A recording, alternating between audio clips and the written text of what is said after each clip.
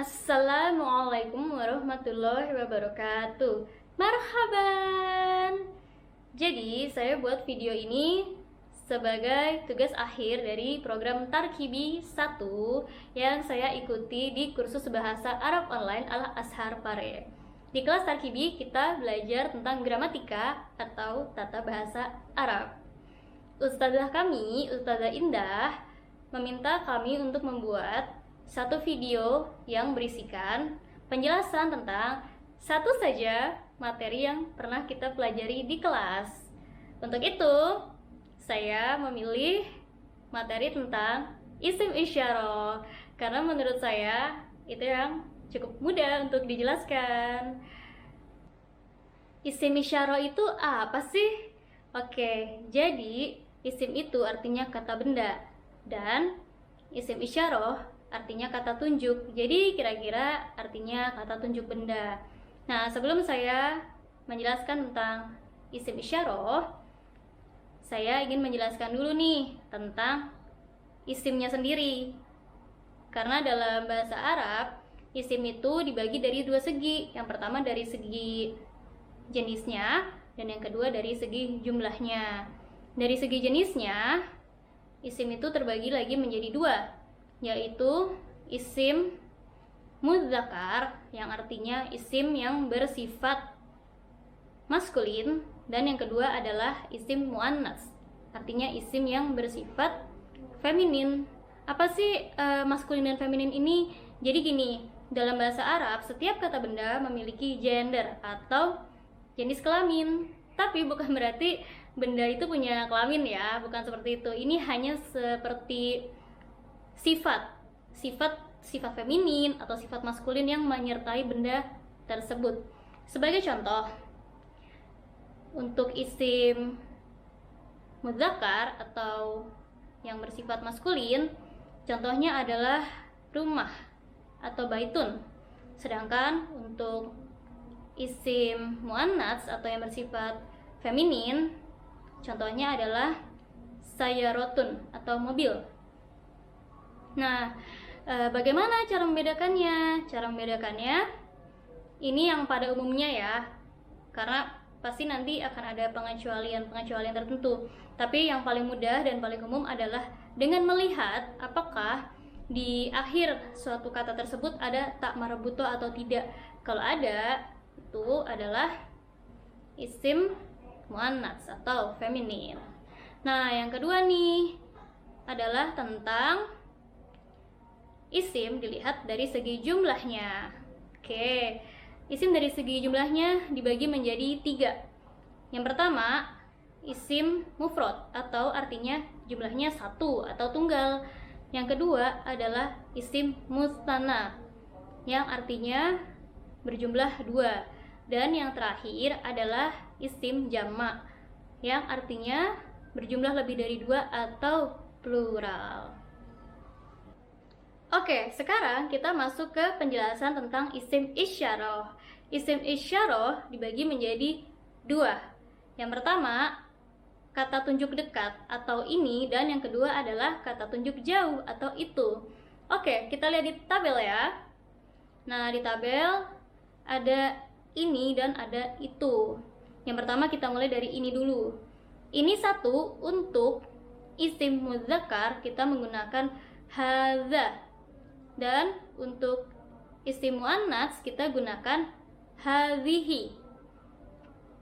Nah, untuk ini 2 isim mudzakkar kita pakai hadzani. Untuk isim muannats kita pakai hatani. Untuk ini jamak atau plural atau mereka, kita pakainya haulai. Itu sama untuk isim mudzakkar ataupun muannats. Nah, lalu kita lanjut ke itu ya. Untuk itu 1 kita menggunakan zalika untuk isim mudzakkar. Sedangkan untuk isim muannats kita pakai tilka. Untuk itu 2, Untuk isim mudzakkar kita memakai dzanika. Untuk isim muannats kita pakai tanika. Sedangkan untuk bentuk jamak atau plural atau mereka kita menggunakan ulaika. Itu sama baik untuk isim mudzakkar maupun muannats. Oke, sekarang kita coba lihat contohnya di tabel ya. Yang pertama kita lihat kata tunjuk dekat atau ini. Untuk isim mudzakkar kita menggunakan contoh kata waladun atau anak laki-laki. Ini adalah seorang anak laki-laki. Hadza waladun. Ini adalah dua orang anak laki-laki. Hadzani waladani. Ini adalah beberapa anak laki-laki. Haulai auladun. Untuk contoh kedua masih kata tunjuk ini, kita menggunakan kata bintun atau anak perempuan sebagai contoh dari isim muannats. Ini adalah seorang anak perempuan. Hadhihi bintun. Ini adalah dua orang anak perempuan. Hatani bintani. Ini adalah beberapa anak perempuan. Haulai banatun. Selanjutnya kita bisa lihat contoh di tabel untuk kata tunjuk jarak jauh atau itu. Kita masih menggunakan contoh yang sama, yaitu waladun untuk isim mudzakkar dan bintun untuk isim muannats. Oke, yang pertama untuk isim mudzakkar itu adalah seorang anak laki-laki. Dzalika waladun. Itu adalah dua orang anak laki-laki. Dzanika waladani. Itu adalah beberapa anak laki-laki. Ulaika auladun. Nah, yang berikutnya adalah untuk isim muannats. Itu adalah seorang anak perempuan. Tilka bintun. Itu adalah dua orang anak perempuan. Tanika bintani. Itu adalah beberapa anak perempuan. Ulaika banatun.